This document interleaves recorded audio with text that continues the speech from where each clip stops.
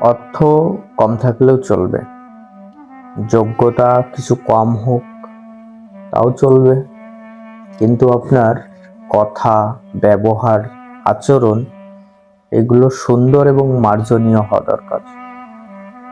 যদি না হয় তাহলে আপনাকে কেউ ভালোবাসবে না। এগুলো যদি আপনার সুন্দর হয় তখনই আপনি লোকের থেকে সম্মান পাবেন, লোকে আপনাকে সম্মান করবে, ভালোবাসবে। তাই আপনার কত টাকা আছে, গাড়ি বাড়ি কি আছে, এগুলোর অহংকার না দেখিয়ে নিজেকে শুধরান। নিজের ব্যবহার, নিজের কথা, আচরণ এগুলোকে ঠিক করেন, নিজেকে ঠিক করেন, তাহলে লোকে আপনাকে ভালোবাসবে।